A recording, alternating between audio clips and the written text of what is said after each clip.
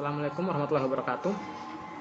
Kami dari kelompok 4 ingin mendiskusikan hasil presentasi kami. Sebelum kami mempresentasikan hasil diskusi kami, saya ingin perkenalkan anggota kelompok 4. Yang pertama yaitu Ali Rahmat dengan NIM F1G1211073. Yang kedua Dewi Rosita dengan NIM F1G1211048. Yang ketiga Dewi Irman Saputra Mukhtar dengan NIM F1G1211050. Yang keempat Elma Sulustian dengan NIM F1G1211052. Yang kelima Munawati dengan NIM F1G1211079. Yang keenam Utsir Wulandari dengan NIM F1G1211085. Dan saya Sahrul selaku moderator dengan NIM F1G1211083. Baiklah, saya persilakan kepada pembaca materi pertama, Munawati, untuk membacakan materi pertama. Saya Munawati dengan NIM F1G1211079 akan membacakan materi tentang pengolah kata.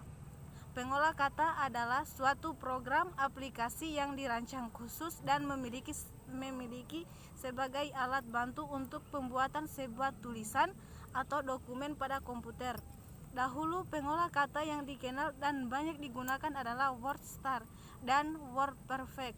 Saat ini pengolah kata yang paling banyak digunakan adalah Microsoft Word, sehingga dengan Microsoft Word dapat menghemat penggunaan kertas paperless dengan tujuan terjadinya peningkatan kecepatan, ketepatan, keamanan kerja di kantor dan meningkatkan produktivitas kerja.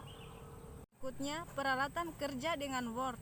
Peralatan kerja saat ini biasanya dengan Microsoft Word adalah perangkat lunak pengolah kata word processor pertama diterbitkan pada tahun 1983 dengan nama Multitool Word untuk Xenix. Versi-versi lain biasanya dikembangkan untuk berbagai sistem operasi, misalnya DOS 1983, Apple Macintosh 1984, SCO Unix OS per 2 dan Microsoft Windows 1989 setelah menjadi bagian dari Microsoft Office System 2003 dan 2007 diberi nama Microsoft Office Word.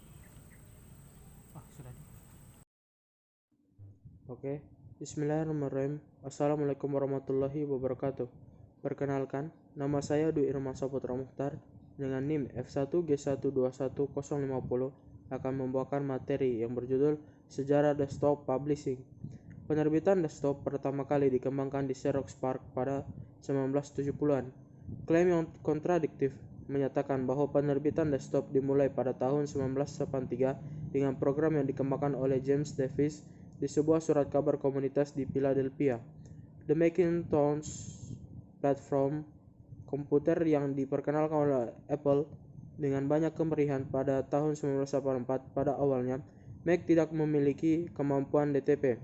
Pasar penerbitan lepas landas pada tahun 1985 dengan diperkenalkannya printer Apple LaserWriter pada bulan Januari. Momentum ini dipertahankan dengan penambahan perangkat lunak PageMaker dari Aldius yang dengan cepat menjadi aplikasi perangkat lunak standar untuk desktop publishing. Dengan fitur tata letak yang canggih, PageMaker segera menurunkan pengolah kata seperti Microsoft Word untuk komposisi dan pengeditan dokumen tekstur murni. Sebelum munculnya desktop publishing, satu-satunya pilihan yang tersedia bagi kebanyakan orang untuk memproduksi dokumen yang diketik atau sebagai lawan dari dokumen yang ditulis tangan adalah mesin tik yang hanya menawarkan beberapa tipografi, biasanya lebar tetap, dan satu atau dua ukuran font. Sekian dari saya, terima kasih. Baik, materi berikutnya adalah alat pengolah masa depan. Secara prinsip, ciri-ciri komputer adalah lebih canggih dan lebih murah, dan memiliki kemampuan diantaranya melihat, mendengar, berbicara, dan berpikir serta membuat kesimpulan seperti manusia. Ini berarti komputer memiliki kecerdasan buatan yang mendekati kemampuan dan perilaku manusia. Kelebihan lainnya lagi, kecerdasan memprediksi kejadian yang akan terjadi, bisa berkomunikasi langsung dengan manusia, dan bentuk semakin kecil. Yang jelas komputer masa depan akan lebih menakjubkan. Assalamualaikum warahmatullahi wabarakatuh. Saya Muhammad Ali Rahmat, NIM F1G1210773. Saya akan membawakan materi tentang spreadsheet. Spreadsheet adalah aplikasi atau program komputer yang digunakan untuk memanipulasi, menangkap, dan menampilkan data yang disusun dalam kolom dan basis. Spreadsheet juga merupakan lembaran kertas yang berisi data dalam bentuk baris dan kolom dalam akuntansi. Jika Anda pengguna komputer atau laptop, tentu akrab dengan spreadsheet dan pemrosesan angka. Di komputer sendiri, spreadsheet berisi tabel yang berisi kolom dan baris. Yang dalam tabel berisi tentang nilai-nilai. Jika suatu nilai diubah, maka secara otomatis nilai dan tabel lain juga pun diubah. Spreadsheet sendiri juga memiliki fungsi untuk membuat laporan keuangan, penjualan, pembelian, menghitung formula, membuat tabel lembar kerja, dan banyak lagi. Ruang item data atau bisa disebut sel adalah salah satu komponen dalam spreadsheet. Secara garis besar, aplikasi pengolahan kata spreadsheet memiliki fungsi yaitu memproses data dalam bentuk angka. Namun jika dijabarkan lebih lanjut, aplikasi spreadsheet memiliki banyak fungsi, termasuk 1. Membantu dalam membuat tabel data. 2. Mampu mengolah angka dalam bentuk grafik. 3. Dapat digunakan dalam hal statik. 4. Membantu membuat lembar kerja. 5. Dapat digunakan dalam bekerja dalam masalah ilmiah.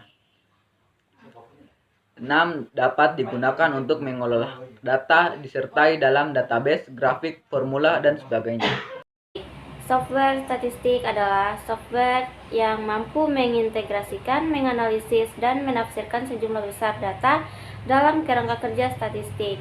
Software statistik dapat membandingkan dua atau lebih tipe data untuk menemukan persamaan atau variasi statistik. Perangkat lunak statistik sebagian besar digunakan dalam penelitian kuantitatif untuk analisis data. Perangkat lunak analisis statistik memiliki fitur berikut untuk membuat fungsi statistik yang rumit menjadi mudah. Contohnya antara lain GASP, SOFA, GNU, PSPP, SCILABS, Jamovi, Masanova, PAS, Develve, InVivostat, R, dan RStudio. Ada beberapa software statistika yang sering digunakan baik dalam dunia pendidikan ataupun pekerjaan, diantaranya sebagai berikut.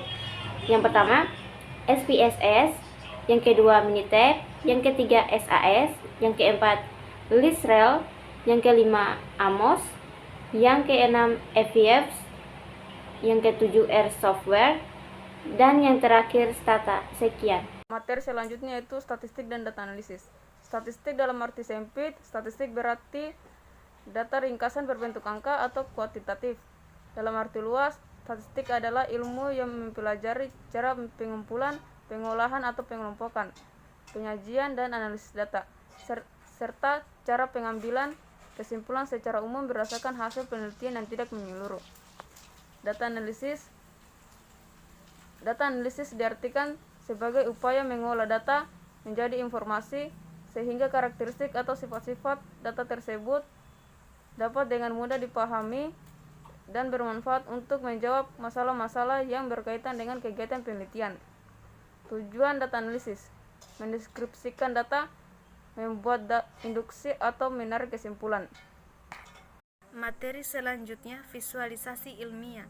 Pengertian visualisasi adalah rekayasa dalam pembuatan gambar, diagram, atau animasi untuk penampilan suatu informasi secara umum. Visualisasi dalam bentuk gambar baik yang bersifat abstrak maupun nyata telah dikenal sejak awal dari peradaban manusia. Visualisasi informasi memiliki tujuan yaitu mengeksplor, menghitung, menyampaikan. Baiklah, selanjutnya adalah perhitungan resiko. Beberapa resiko yang biasanya muncul pada saat penggunaan teknologi informasi yaitu adanya serangan virus yang dapat mengganggu kinerja dan teknologi informasi, serangan hacker yang dapat mengacaukan sistem bahkan sampai mencuri data rahasia suatu perusahaan, kesalahan dan kerusakan sistem pendukung seperti jaringan listrik putus dan lain sebagainya, pendukung seperti jaringan listrik putus dan lainnya. Sebagian resiko-resiko tersebut harus dikendalikan dan diantisipasi dengan baik, sehingga resiko tersebut tidak dapat menyebabkan kerugian yang fatal.